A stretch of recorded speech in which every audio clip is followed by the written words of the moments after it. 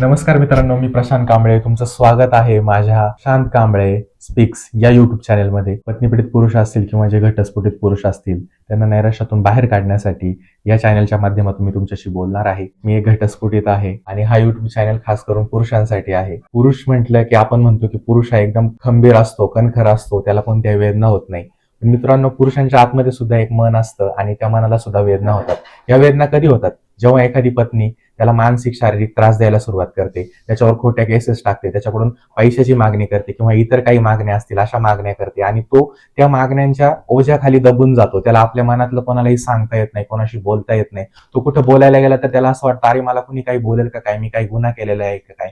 अशा पद्धतीची भावना त्याच्या मनामध्ये निर्माण होते. तो आतल्या आतच विचार करत जातो आणि मानसिक ताणतणावाखाली किंवा दबावाखाली जगत असतो. हा युट्यूब चॅनल सुरू करण्याच्या मागचा उद्देश हा आहे की पुरुषांना घटस्फोटानंतर खूप मानसिक ताणतणावाखाली जगावं लागतं, बोलायला जागा शिल्लक राहत नाही, ते आतल्या त्यांची घुसमट होते आणि अशा पुरुषांच्या मनातल्या भावनांना एक वाट करून देण्यासाठी मी या युट्यूब चॅनलची सुरुवात केलेली आहे. पुरुष घटस्फोटानंतर मानसिकरित्या खूप खचून जातो, याचं स्वतः उदाहरण म्हणजे मी आहे. मी सुद्धा त्या अनुभवामधून गेलेलो आहे. मला सुद्धा त्या गोष्टीची जाणीव आहे की आपल्या सभोवतालचे लोक असतील किंवा घरातले लोक असतील, नातेवाईक असतील, याचा त्या पुरुषावर कशा पद्धतीने परिणाम होतो. सर्वजण त्याला दोषी ठरवतात. काही ठिकाणी तो दोषी असतो सुद्धा आणि काही ठिकाणी तो दोषी नसतो सुद्धा. जर तो दोषी नसेल तर त्याच्यावर कोणता परिणाम होतो आणि त्याच्यातून पुरुषांनी घटस्फोट झाल्यानंतर बाहेर कसं पडावं, ती परिस्थिती कशी हाताळावी, या संदर्भामध्ये आपण या चॅनलवर चर्चा करणार आहोत. घटस्फोट झाल्यानंतर पुन्हा नवीन आयुष्याला कशी सुरुवात करायची, नवीन आयुष्य कसं जगायचं. घटस्फोट झाला म्हणजे सगळं संपलं असा अर्थ नसतो. घटस्फोटानंतर सुद्धा पुन्हा आपला पुनर्जन्म होतो. हल्ली पत्नी पीडित पुरुषांचे पण मेळावे भरायला लागले, अशी बातमी मला घटस्फोटानंतर समजली आणि मला माहितीच नव्हतं की असे सुद्धा मेळावे भरतात. ज्यावेळेस माझ्या घटस्फोटाची प्रक्रिया चालू होती त्यावेळेस मी स्वतः खूप एकटा होतो. मला माहिती नव्हतं की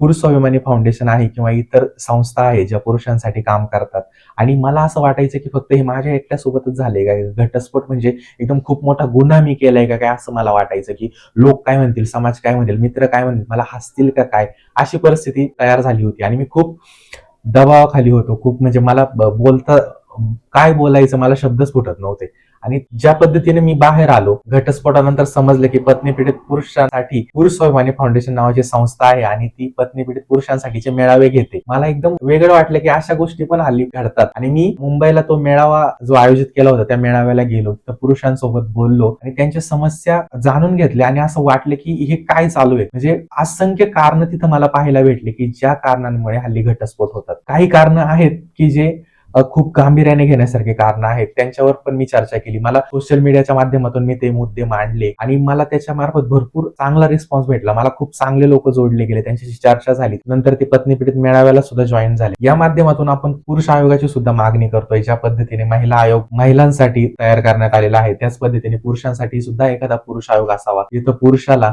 आपली भूमिका मांडण्याचं स्वातंत्र्य असावं. पुरुषांच्या बाजूने सुद्धा काही कायदे असावेत, जिथं पुरुषाला त्याच्या कुटुंबाला संरक्षण मिळेल. जे खोटे गुन्हे आता हल्ली पुरुषांवर घडताय, त्याच्यामुळे एक विवाह संस्था आहे ती कुठेतरी अडचणीत यायला लागलेली आहे. लोकांचा लग्नावरचा विश्वास उडून गेलेला आहे. लग्न ही आपल्या जीवनातली चांगली आणि आनंदाची गोष्ट आहे. म्हणजे पुरुषाचा जन्म, लग्न आणि त्याच्यानंतर मृत्यू, या तीनच गोष्टी मला असं वाटतं की पुरुषाच्या जीवनामध्ये खूप महत्वाच्या ठरतात. आपण जन्माचं जर घेतलं तर आपले जे मित्र परिवार आहेत त्यांना आपल्याला तिथं जन्माच्या वेळी आमंत्रित करता येत नाही, पण लग्न ही अशी गोष्ट आहे जिथं आपण सगळ्यांना बोलवतो, आनंदाने सहभागी करून घेतो. हे लग्न शेवटपर्यंत टिकलं पाहिजे, तरच त्या लग्नाचा आनंद आपल्याला घेता येतो. आणि लग्न जर मधीच काही कारणास्तव जर संपुष्टात आलं तर तो धक्का जो आहे तो स्वतःच्या कुटुंबाला तर बसतोच, तर त्याच्यासोबत आपल्या अवतीभोवती जो समाज आपल्याला जोडलेला गेलेला आहे त्यांना सुद्धा एक भीतीदायक वातावरण निर्माण होतं. तर अशा विवाह संदर्भात असेल किंवा घटस्फोटा संदर्भात असेल एक जनजागृती निर्माण करण्याचं काम या चॅनलच्या माध्यमातून करण्याचा माझा प्रयत्न आहे. ज्या पद्धतीने माझं लग्न मोडलं त्या पद्धतीने इतर कोणाचंही लग्न मोडू नये असं मला वाटतं आणि त्याचसाठी मी या चॅनल मार्फत तुमच्यासमोर बोलणार आहे. माझ्यासारखेच अजून काही पुरुष असतील जे त्यांची भूमिका मांडतील. आपण आपल्या बाजूला जे आता विवाह पाहतो, लग्न समारंभ पाहतो, ते विश्वासावर टिकलेले असतात. त्याच्यामध्ये मुलीचा आणि मुलाचा दोघांचाही मोलाचा वाटा असतो आणि ज्या वेळेस कुठेतरी विश्वासाला तडा जातो त्यावेळेस ते नातं संपुष्टात येतं. असे भरपूर प्रकार हल्ली आपल्याला ऐकायला जातात. मी स्वतः एक घटस्फोटित आहे आणि माझी हीच भावना आहे की ज्या गोष्टी माझ्यासोबत घडल्या, जो अनुभव मला आला, म्हणजे नातं संपुष्टात आल्यापासून तर घटस्फोट होईपर्यंत ज्या गोष्टी मी अनुभवल्या, जे ताणतणाव तणाव किंवा जे मानसिक स्वास्थ्य आपलं खराब होतं, तर अशा कोणतंही मानसिक स्वास्थ्य खराब होऊ न देता ती परिस्थिती कशा पद्धतीने हाताळली पाहिजे आणि विवाह जे आहे ते कायमस्वरूपी कशा पद्धतीने टिकले पाहिजे. आणि ह्या गोष्टी आता घडतायत. तर माझं एकच एम आहे ह्या चॅनलच्या माध्यमातून की मला विवाह वाचवायचे आहेत. विवाह जे माझ्यासोबत झालं ते तुमच्यासोबत व्हायला नको अशी माझी मनोमन इच्छा आहे. कारण की विवाह तुटणं आयुष्यातली खूप गंभीर घटना आहे, जी की कोणासोबतच घडायला नको. त्यामध्ये आपण विवाह संपुष्टात येण्यासाठी किंवा घटस्फोट होण्यामागची जी कोणती कारणं आहेत ती कारणं आपण तपासणार आहोत, त्यांच्यावर चर्चा करणार आहोत. आणि पालकांनी सुद्धा आपल्या मुलांशी कशा पद्धतीने संवाद साधला पाहिजे, लग्न होण्याआधी कोणत्या गोष्टींवर चर्चा केली पाहिजे,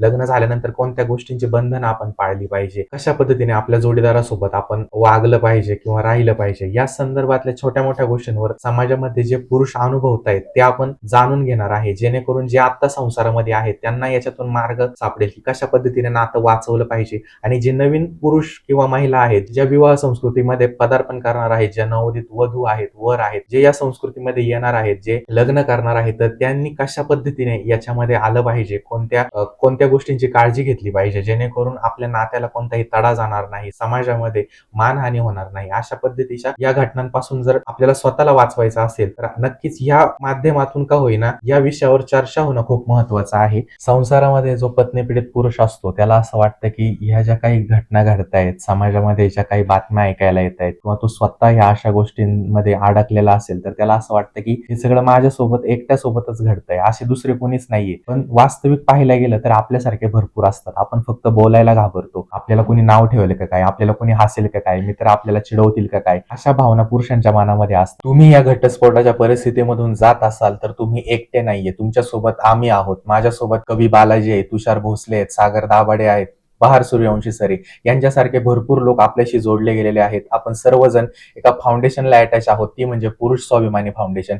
ही फाउंडेशन अशा पुरुषांसाठी काम करते ज्यांच्यावर खोट्या केसेस झालेल्या आहेत, जे पत्नी पीडित आहेत, ज्यांना पत्नीकडून मानसिक शारीरिक त्रास दिला जातो आहे आणि त्यांना मदतीची गरज आहे. अशा पुरुषांसाठी आम्ही सर्वजण एकत्र मिळून काम करतो. या पुरुष स्वाभिमानी फाउंडेशनचा हेल्पलाईन नंबर आहे, तो मी तुम्हाला कमेंटमध्ये देईलच. घटस्फोटित पुरुष म्हटलं की ही फक्त माझी स्वतःची एकट्याची स्टोरी नाही. माझ्यासारखे महाराष्ट्रातले असतील, देशातले असतील, असे भरपूर पुरुष आहेत की जे आतापर्यंत बोलूच शकलेले नाहीये. जेव्हा आपल्यावर खोट्या केसेस केल्या जातात आणि त्याच्यात आपला काही दोष नसतो, आपण म्हणतो टाळी एका हाताने वाजत नाही, पण मित्रांनो ही फक्त म्हण आहे, टाळी एका हाताने सुद्धा वाजते. असा अनुभव घेणारे बरेचसे जण असतील आणि ही भावना त्यांच्यापर्यंत नक्की पोहोचेल आणि ते खरंच सांगतील की टाळी एका हाताने पण वाजते. ज्यांची टाळी एका हाताने वाजलेली आहे ना, त्या पुरुषाला असं वाटतं की फक्त मीच या गोष्टींमध्ये अडकलेलो आहे, बाकी दुसरं कोणी नाहीये. पण वास्तविक जर आपण पाहिलं तर आपल्यासारखे भरपूर जण असतात.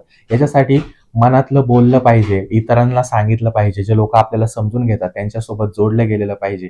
आणि आपल्यासारखेच भरपूर आहेत आणि असेच लोक पुरुष स्वाभिमानी फाउंडेशनला जॉईन झालेले आहेत, जे मार्गदर्शन घेतात, मेळाव्यांना येतात, आपल्या भावना एकमेकांना बोलून दाखवतात आणि सगळे एकत्र ज्या वेळेस येतात त्यावेळेस आपल्याला असं वाटतं की आपण एकटे नाही, आपल्यासारखे भरपूर आहे. आणि ही भावना जेव्हा आपल्या मनामध्ये निर्माण होते, आधार येतो, आपल्यासारखेच मित्र भेटतात आणि आपण बोलायला शिकतो. तर तुम्ही या फाउंडेशनला जॉईन व्हा आणि त्या माध्यमातून नक्कीच तुम्हाला मार्गदर्शन मिळेल आणि तुम्ही नैराश्यातून बाहेर याल. धन्यवाद. भेटूया पुढच्या व्हिडिओमध्ये. तोपर्यंत हसा, खेळा आणि शिस्त पाळा.